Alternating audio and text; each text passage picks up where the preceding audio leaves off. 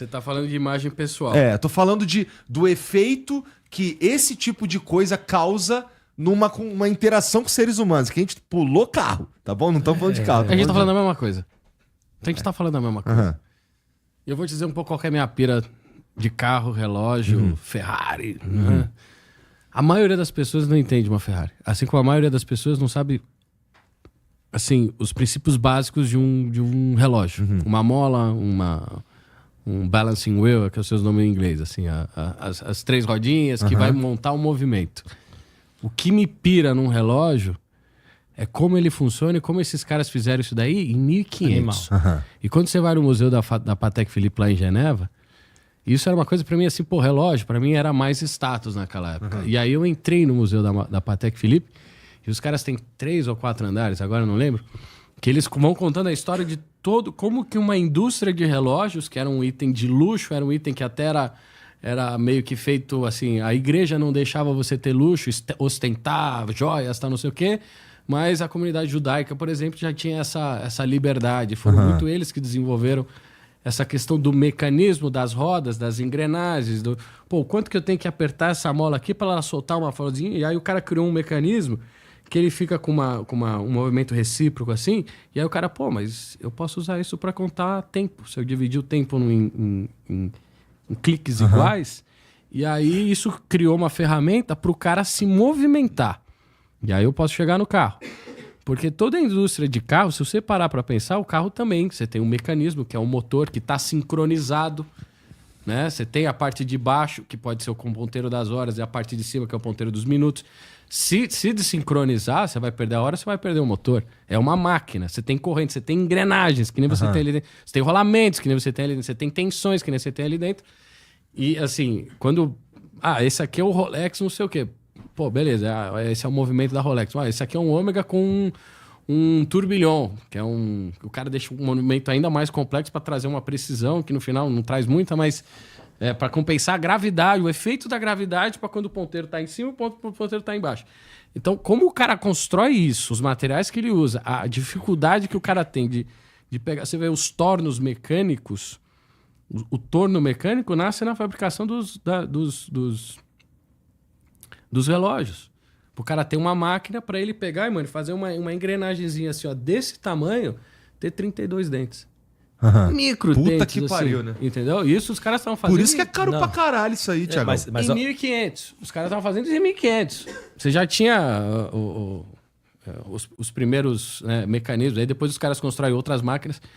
Então me pira esse negócio da máquina, né? E assim, a Patek Philippe era o Patek, era um sócio, tá? Tem toda uma história muito interessante. Quem tiver a chance de ir para a Suíça e gostar de carro, e às vezes olha pro relógio e fala assim, mas isso aí é ostentação, isso aí é imagem pessoal, e eu não dou bola para isso. Cara, vai lá nesse museu para você entender toda a história, porque se você gosta de carro, não tem como você não gostar de relógio. Porque a mesma coisa, nasce da mesma essência. São engrenagens, são sincronismos, são máquinas que têm que trabalhar em sincronia para te entregar uma função. Toda essa história aí torna a coisa muito mais legal. Então. Mas eu tenho certeza que a vasta Não, maioria então das pessoas eu ia nem falar, tá eu tava ligado. esperando, eu tava aqui, precisava falar, foi preciso falar, tô segurando aqui. Eu acho que é por isso que eu tenho sucesso na internet, que as pessoas se identificam muito comigo, que eu sou um cara muito verdadeiro. Eu sou verdadeiro, doa quem doer, vou falar o que eu penso. Eu acho animal o que ele falou, animal, acho top, cara. Eu queria, mas se eu for numa vinícola, eu não quero saber como é que esse vinho foi plantado, irmão. Eu quero tomar uma taça de vinho.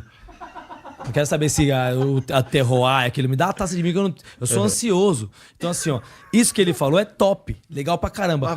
Mas eu vou comprar um Rolex e uma Ferrari por uma conquista pessoal. Cara, eu saí do -1 e comprei um Rolex, cara. Porque o Rolex já é uma marca que ele explicou, já vem de gerações, mas eu não peguei essa história toda, não. Eu sei que o Rolex é sinônimo de que eu venci. Tem gente que deu certo. Cara, eu venci, eu quero um Rolex. Agora, o porquê, eu não sei. Foi estipulado na minha mente, desde quando eu sou criança, que o Rolex é o top. E eu venci, eu quero... E a Ferrari é a mesma coisa. E 99%... Que deve comprar um Rolex ou uma Ferrari, né? Inclusive, os novos donos estão comprando as Ferraris novas, que são... Olha que interessante isso. A gente pega ali em 1960, a Seiko lá no Japão lança o oscilador, né? E o relógio digital, certo? E aí, de repente, por exemplo, esses relógios, se você vai navegar, Tem o Amir Klink que fala que ele foi até convidado para ser o patrono da Rolex, tá, não sei o quê. Aí ele perguntou, pô, qual que é a precisão que esse Rolex pica da galáxia tem? Ah, ele perde 5 segundos por dia. Pô, 5 segundos por dia sei lá, né? Não é esse valor, mas era o suficiente para ele desviar da rota 2 quilômetros. Isso podia significar ele acertar o iceberg, né? E aí, em 1960, e a gente vê, por exemplo, James Bond, né? Sempre teve relógio.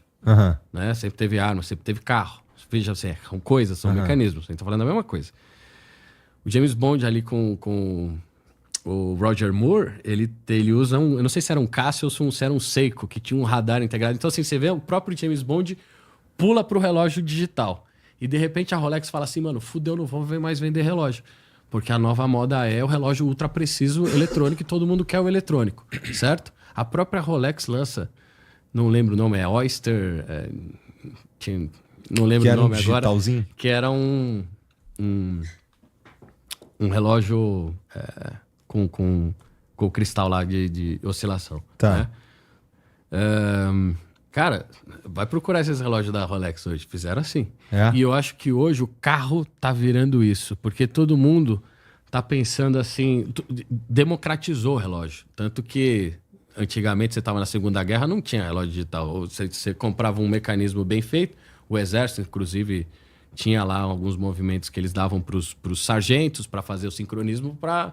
Pô, eu vou pular esse horário. Pô, você vai pular, a bomba já tem que estar atirada, senão vai levar todo mundo na cabeça. Então, as operações militares eram sincronizadas por relógios mecânicos antes da Segunda Guerra. Chega o relógio digital, democratiza tudo, certo?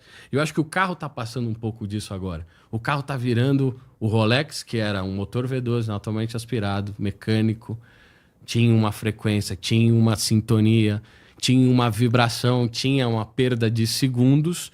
E de repente tá todo mundo falando assim, pô, 1000 cavalos, andar na pista 10 segundos atrás do outro, só que entre os elétricos, entre a desconexão da máquina e a máquina perde a alma, perde aquela vibração, aquela coroa que você escutava os clique, clique, clique, clique, clique, clique, clique, aí depois você, você fecha, você sente esse mecanismo. Cara, ele tá esculachando o carro elétrico de uma forma Acabou. assim... Eu não preciso nem falar, ele é elegante, uma forma elegante. Você entende? Você precisa de um V12 manual hoje?